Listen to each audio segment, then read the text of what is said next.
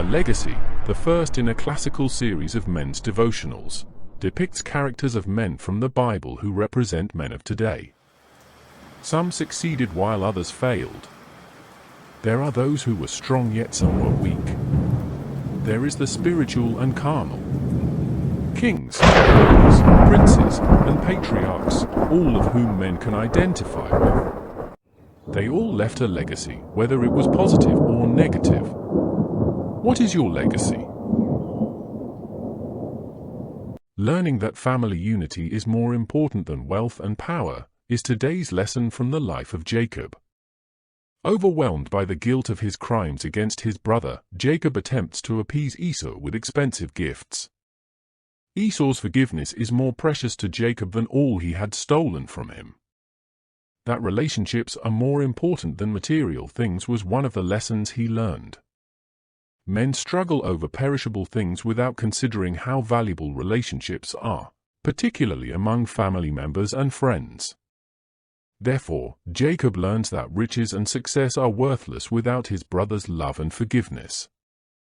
The clouds of Jacob's past in the next storm hovered over him as he separated himself from his entourage.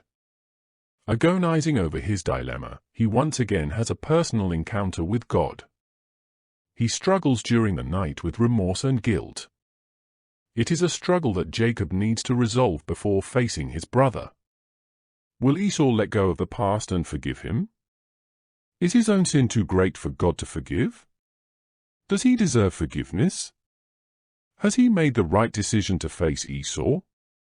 What else could he have done to make things right? These were the questions that might have gone through his mind, questions that became a spiritual and physical struggle. It is evident that Jacob continued to have difficulty letting go and allowing God to take care of his problems. During his resistance in submitting to God, he is injured and left with a permanent limp. When you resist God's handling of your problems, you will get hurt, and it can have a permanent effect on your life, as in the case with Jacob.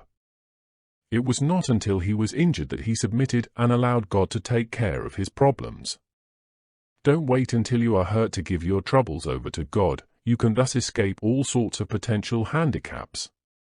As the day breaks, Jacob is now reluctant to let go of God, who has now become his security blanket, unless he has the assurance that all will be well with him. His persistence pays off, and God changes his name from Jacob to Israel, which means Prince of God. It was a title well deserving of a man who literally endured a night of intense wrestling with God. He is finally worthy to be patriarch for God's purposes in the redemption of man. It may take a night of wrestling in prayer with God for you to be victorious over your problems. It takes an experience with the Lord to be released of all doubts and fears that prevent your faith from being exercised. You too can become worthy of answered prayers, worthy to be a prince of God, worthy of patriarchal leadership. Prayer is power, and Jacob utilized that power to win with God and man, and you can do the same today. The Lord hath heard my supplication, the Lord will receive my prayer. Psalm 6 verse 9.